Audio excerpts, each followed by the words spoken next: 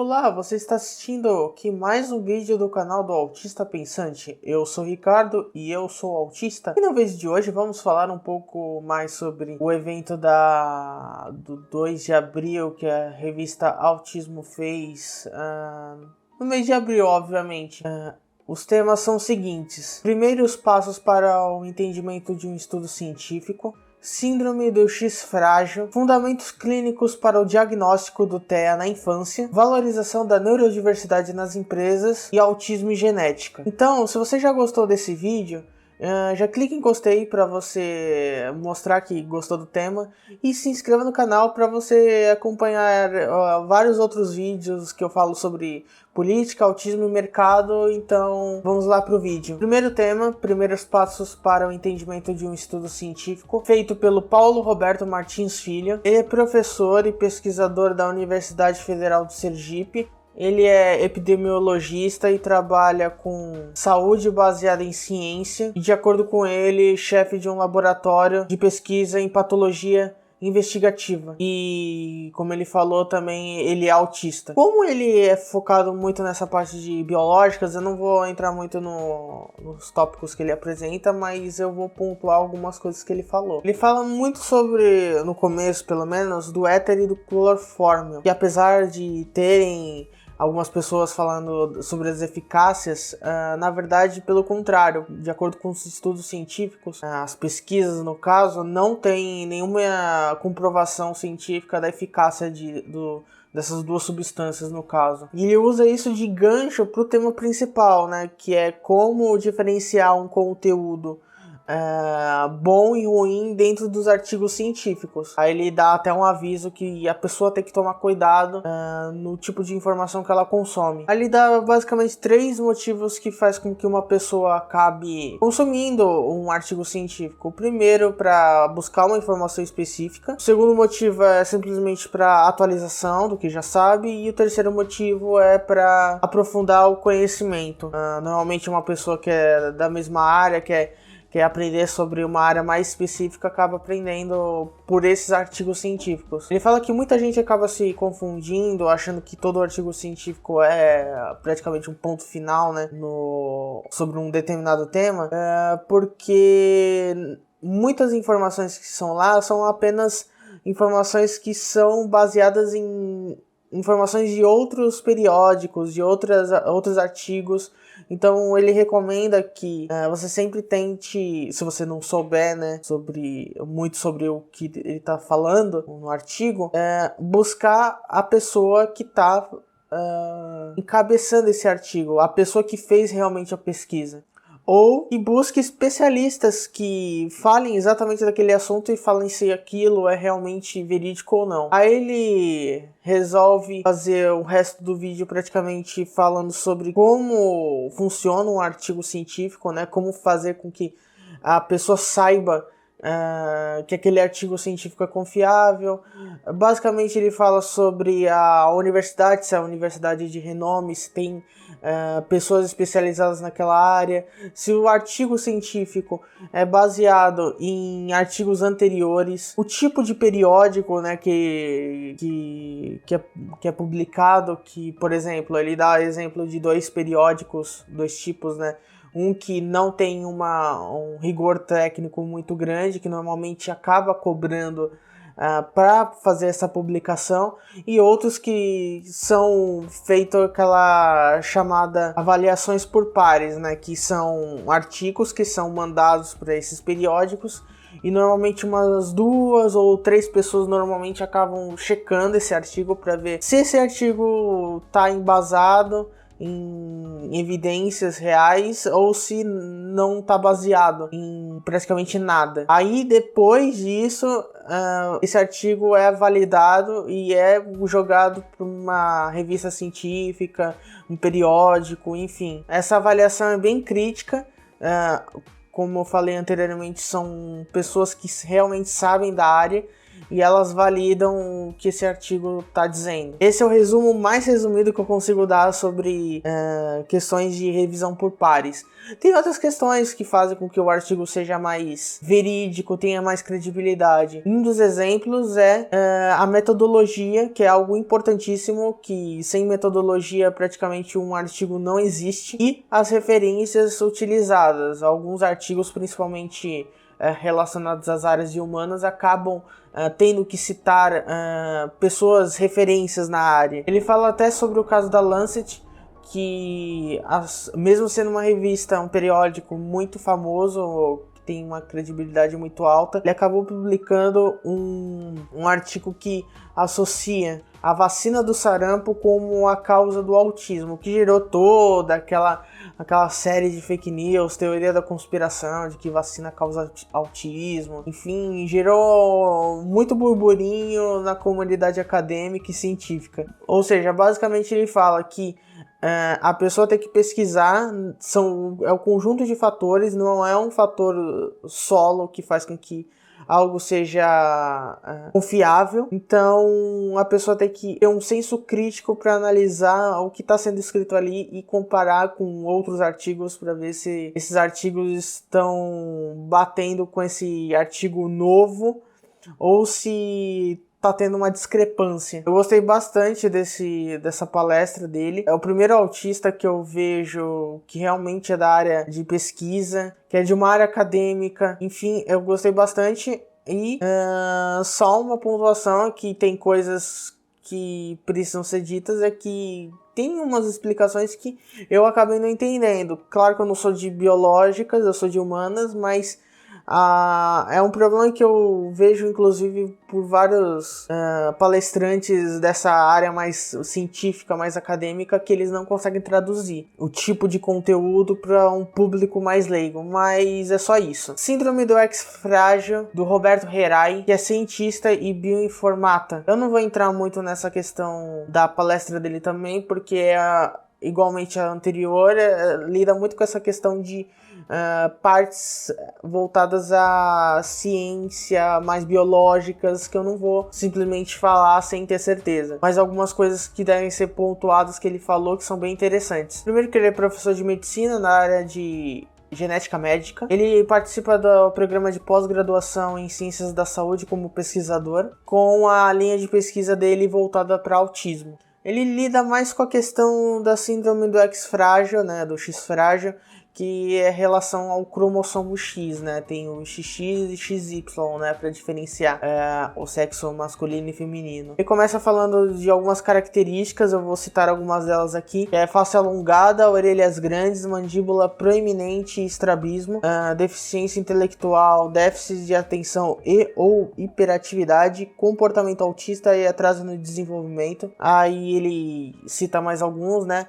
Distúrbios emocionais, hábito de agitar os braços e morder as mãos, macroorquídea, que é testículos grandes, menopausa precoce e hiperextensibilidade das articulações, né, que são articulações hiperflexíveis, né, as estereotipias, né, que é um termo médico, né, hiperatividade, evitar contato visual e físico, impulsividade e agressividade. Aí ele se baseia, né, que tem uma relação, né, não direta, mas que tem uma relação com o autismo. Ele apresenta uma fonte do Autism Speaks, né, que eu particularmente não vejo muito esse site, essa organização. Tem uma fama de ser uma organização enviesada para a cura do autismo, mas que fique claro só para vocês estarem cientes.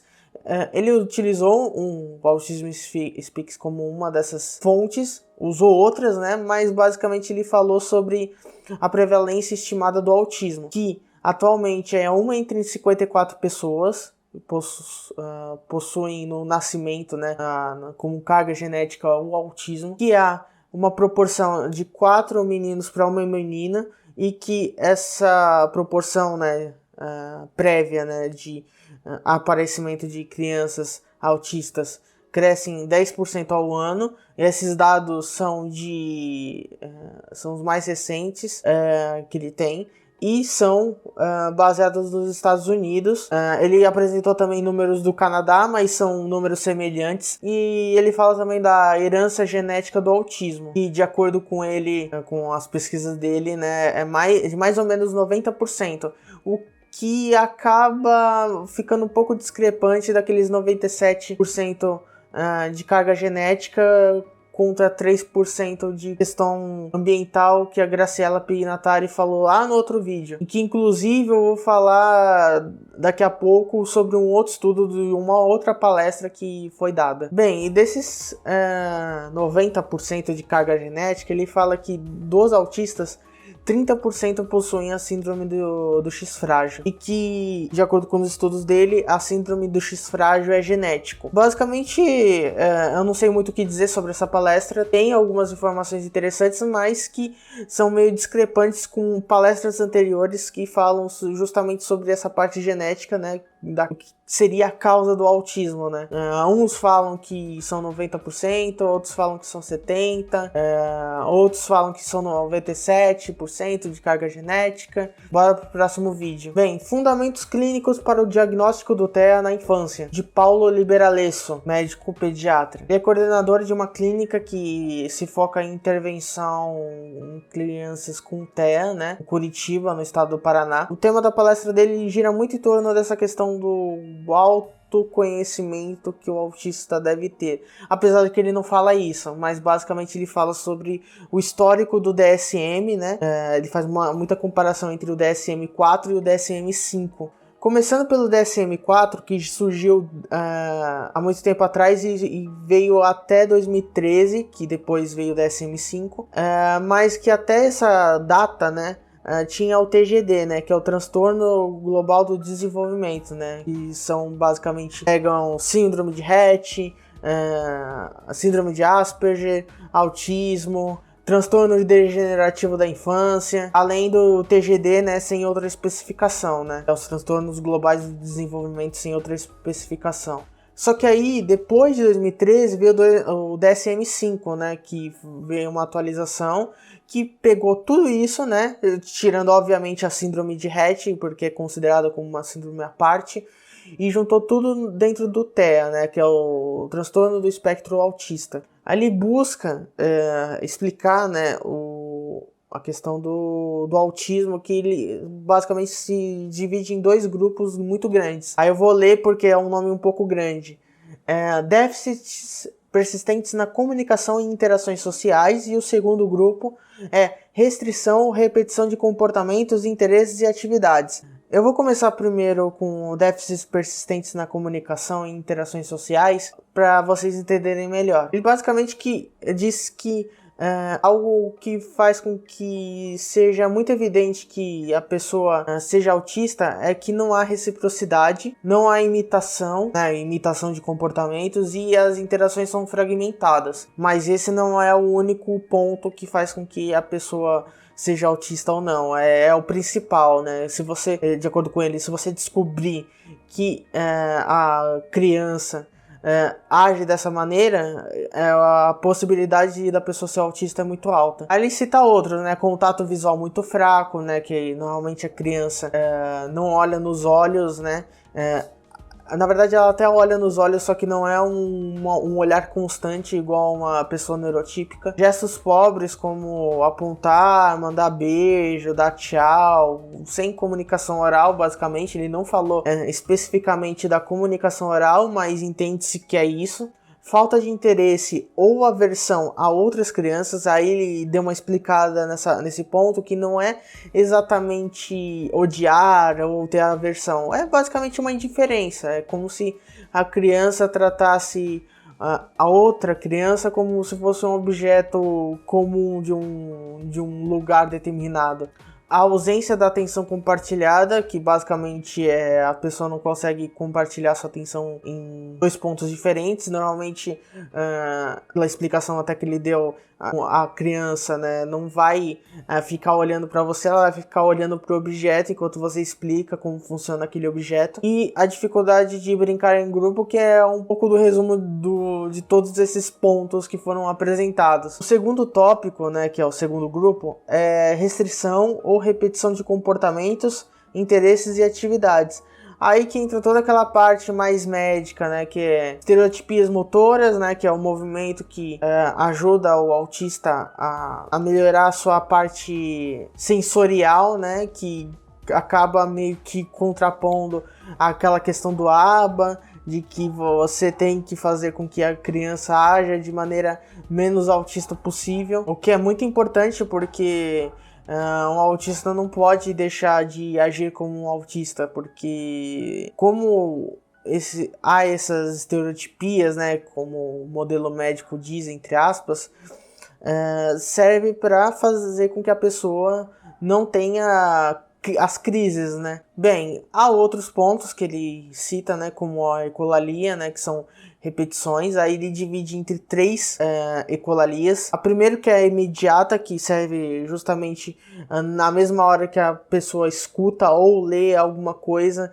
ela já repete. A tardia, que a pessoa pode ler, escutar alguma coisa e dias depois, meses depois, pode fazer essa repetição. E a mitigada, que usa o contexto para responder. É um pouco mais difícil de entender, mas eu vou explicar de uma maneira bem simples.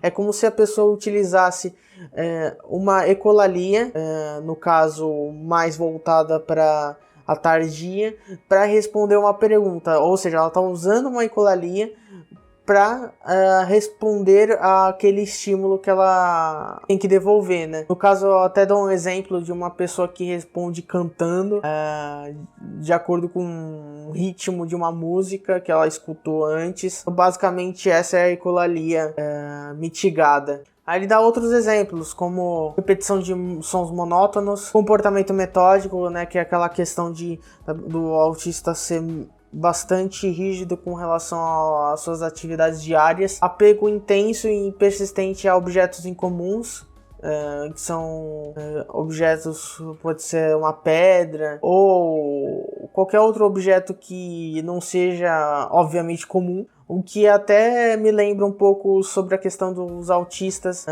pelo menos alguns normalmente terem hiperfoco em pedras, como a própria Joanna Scher falou no outro vídeo. E por fim, a hipossensibilidade ou a hipersensibilidade a estímulos sensoriais. Hipossensibilidade é quando você não tem tanta sensibilidade, menos do que o considerado normal, e a hipersensibilidade é quando a pessoa tem uma sensibilidade muito grande a determinado estímulo. Eu gostei dessa palestra porque serve para ser uma palestra muito para diferenciar a pessoa que estiver assistindo, se ela é autista ou se ela é neurotípica. Por isso que eu falei no início que é uma palestra voltada mais para o autoconhecimento da pessoa. Então vamos para o próximo vídeo. Próxima palestra: valorização da neurodiversidade nas empresas, de Marcelo Vitoriano, que é psicólogo, diretor-geral da Specialisterne Brasil, que eu já vou explicar que empresa é essa. Ele tem mestrado em Psicologia da Saúde, pós-graduação em Psicologia Cognitivo-Comportamental e com graduação em Psicologia. Vou explicar um pouco do que ele falou, porque basicamente é quase um publi, né, sobre a Specialisterne, mas é interessante caso alguém se interesse, né, para quem tem filho autista, quem é autista e quer ir para a área do mercado de trabalho focado em TI, enfim. A Specialisterne foi criada em 2004 na Dinamarca por um profissional de TI, né, chamado Torkilsson. Aí, numa das viagens que ele fez, né, pela Europa, ele descobriu que o filho dele se chama Lars, ele fez um desenho que ele não entendia muito bem o que era, mas depois ele descobriu que era um índice de mapas de toda a Europa, o que trouxe ele a uma ideia de sair, né, da empresa onde ele trabalhava, né, que era uma empresa de tecnologia da informação, e montar a Specialisterne na Dinamarca mesmo. E a Specialisterne é uma empresa focada em incentivos a aos autistas a entrarem no mercado de trabalho, porém, contudo, todavia, é só na área de TI, é focado exclusivamente na TI, o que é um pouco conveniente, né, porque só porque ele é de TI e o filho dele que é autista, fez um mapa, né, da Europa, enfim, índice de mapas, ele só resolve focar na TI e esquece completamente que existem autistas que são focados em outras áreas. Eu, por exemplo, sou focado em humanas, comunicação social aplicada, né, publicidade e propaganda, mas é a pura conveniência, né. Bem, continuando. A Specialisterne, né, no contexto global, participa desde 2015 como sendo uma das organizações associadas à ONU, né, que é a Organização das Nações Unidas. Ele explica toda aquela parte institucional. Primeiro que eles fazem identificar autistas que estão fora do mercado de trabalho, para depois passar para a etapa 2, que é a formação desses candidatos, que eles passam por 4 meses de cursos, onde eles aprendem questões de fomento à sociabilidade e especificamente da área de TI, que envolve muito a questão lógica. E por último, a contratação e apoio no emprego, que a empresa, né, se propõe a aprender sobre como é o autismo, né, antes de receber propriamente o autista, e aprende a lidar com as diferentes situações que envolvam o autista. São as situações diárias, né, do ambiente de trabalho e o próprio ambiente, né, como o autista tem muita...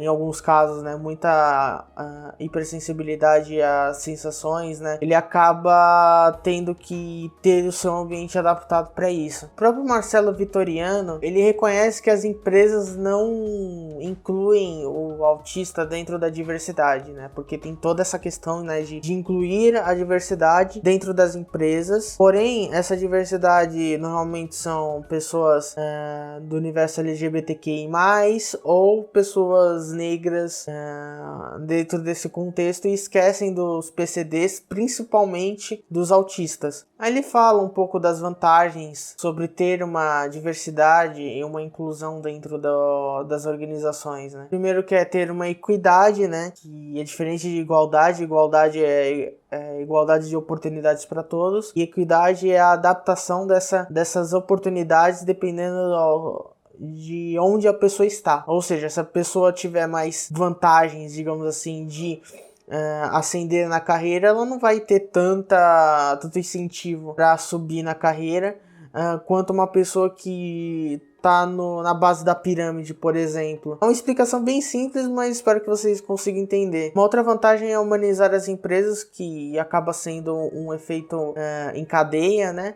O que é um pouco hipócrita, porque assim, se as empresas se portam como diversas, por que elas não pegam pessoas autistas? Pelo próprio Marcelo Vitoriano reconhece, né, que as empresas não incluem os autistas. Eu posso até dizer por quê, porque tem muito essa questão de que o autismo está muito associado à deficiência intelectual, o que acaba fomentando naquela ideia de que não vale a pena, nem questão de lucro, nem questão de para ficar bem no institucional, né, colocar um autista dentro do seu quadro de funcionários.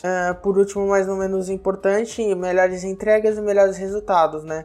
Posso até usar um exemplo do contexto de agências, né, que de vez em quando vocês devem ver que acontece alguma coisa muito absurda e acaba indo para mídia, como por exemplo campanhas publicitárias como aquela do papel higiênico preto, ou o mais recente, que eu pretendo falar isso mais pra frente, sobre o outdoor que foi colocado, né, em uma cidade falando sobre autismo e associando o autismo ao Covid-19. Em resumo, é a questão de diferentes tipos de pensamento que fomenta aquele sentimento de essa propaganda, será que ela vale a pena ou será que ela não vale a pena? Então basicamente é isso. Uma diversidade de pessoas, né, sejam brancos, negros, LGBTQI+, autistas, né, PCDs em geral, eles acabam tendo outros tipos de mentalidade, e quanto mais tipos de mentalidade melhor, porque aí